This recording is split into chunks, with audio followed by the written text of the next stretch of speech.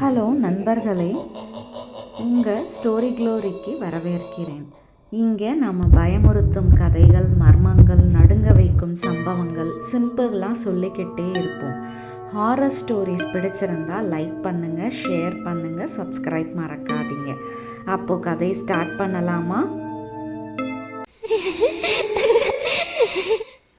ஒரு டாக்டர் ஒரு பொண்ணு கூட லிஃப்டில் அமைதியாக நின்றுட்டு இருந்தார். லிஃப்ட்டும் ஒரு மாடியில் நின்றுச்சு. தொலைவில் ஒரு ஆள் கால் நொண்டி நொண்டி லிஃப்டை நோக்கி வந்தார். அதை பார்த்த உடனே டாக்டர் டென்ஷன் ஆகி க்ளோஸ் பட்டனை அடிக்கடி அழுத்தினார். கதவு மூடுற வரைக்கும் அழுத்திட்டே இருந்தார். அந்த பொண்ணு கோபமாக கேட்டா, ஏன் இப்படி செஞ்சீங்க? அவர் தான் உள்ள வராரே. டாக்டர் மெதுவாக சொன்னார். அவரோட மணிக்கட்டை பார்த்தீங்களா?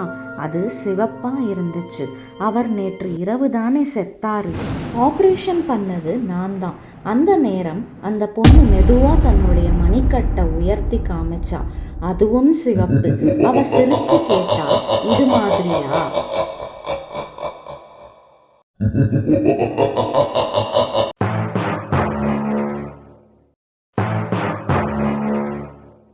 ஒரு ஆள் புதிய அப்பார்ட்மெண்ட்டில் குடி வந்தார்.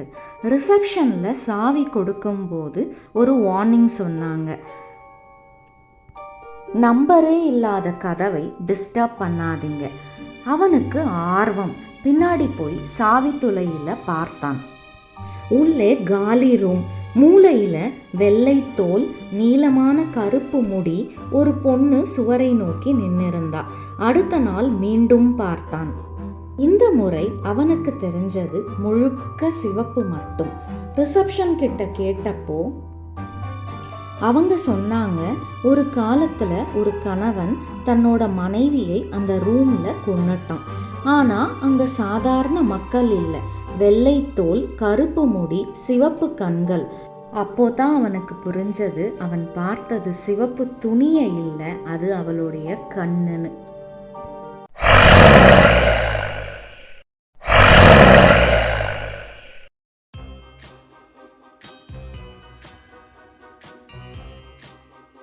ஒரு பொண்ணு மாடியில் ஹோம்ஒர்க் பண்ணிட்டு இருந்தா.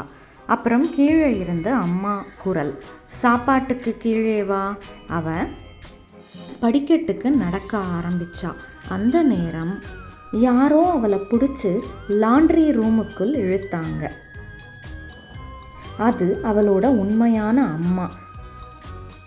அம்மா நடுங்கிக்கிட்டே சொன்னாங்க, கீழே போகாத. அந்த குரல் நானும் கேட்டேன். இப்போ சொல்லுங்க, உங்கள் பேரை யாராவது அழைச்சாங்கன்னா நீங்கள் போவீங்களா? இல்லைன்னா அமைதியாக அங்கேயே நிற்பீங்களா? இந்த வீடியோ பிடிச்சிருந்தா உங்கள் ஸ்டோரி க்ளோரியை சப்ஸ்கிரைப் பண்ண மறக்காதீங்க. இன்னும் ரொம்ப பயமுறுத்தும் கதைகள் வருது. கவனமாக தூங்குங்க. அடுத்த ஸ்டோரியில் சந்திப்போம். Good night.